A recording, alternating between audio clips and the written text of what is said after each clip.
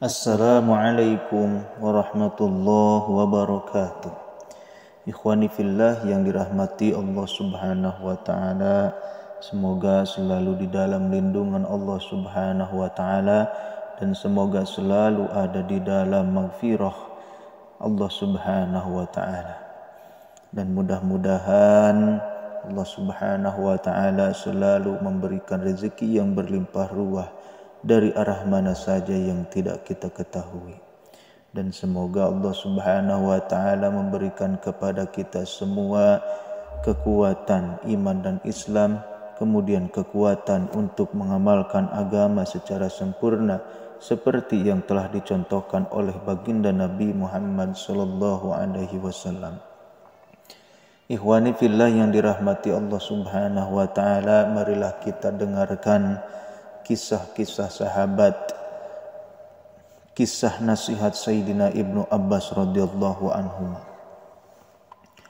Syekh Wahab bin Munabbih rahmatullah alaihi bercerita, ketika Sayyidina Abdullah bin Abbas radhiyallahu anhu telah lanjut usia dan matanya buta, aku pernah membawanya ke Masjidil Haram.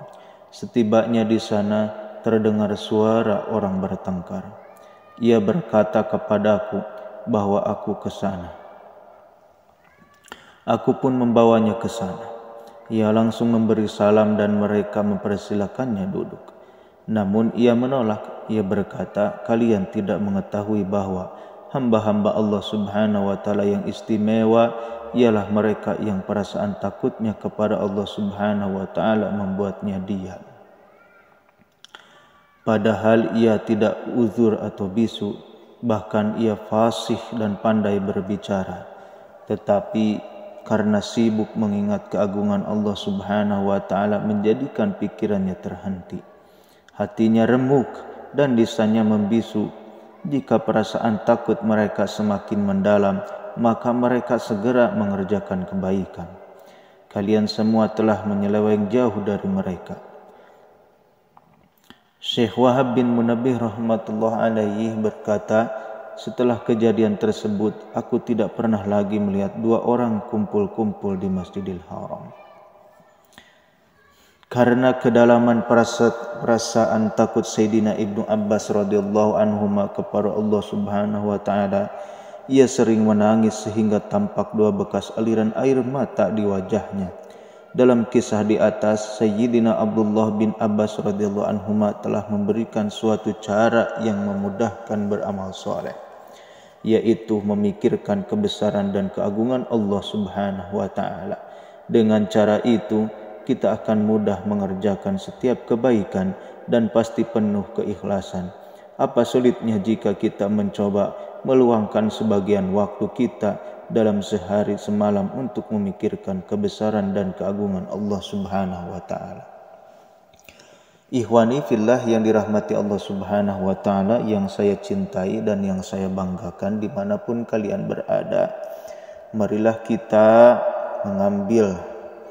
mengambil pelajaran dari kisah nasihat Sayyidina Ibnu Abbas tersebut, bahwasanya dimanapun kapanpun kita harus selalu mengingat Allah Subhanahu wa taala.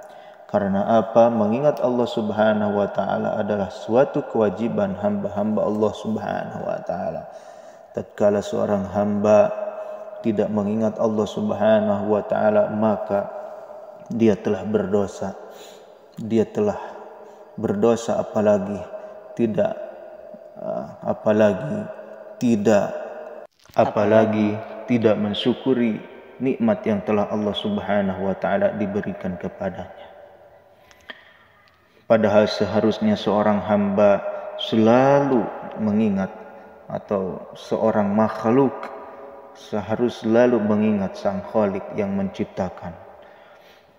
menciptakan seluruh lapis langit dan bumi, seluruh lautan, menciptakan tanah, menciptakan air, menciptakan diri kita semua. Ikhwani fillah yang dirahmati Allah Subhanahu wa taala, semoga kita selalu di dalam lindungan Allah Subhanahu wa taala. Billahi taufiq wal hidayah. Wassalamualaikum warahmatullahi wabarakatuh.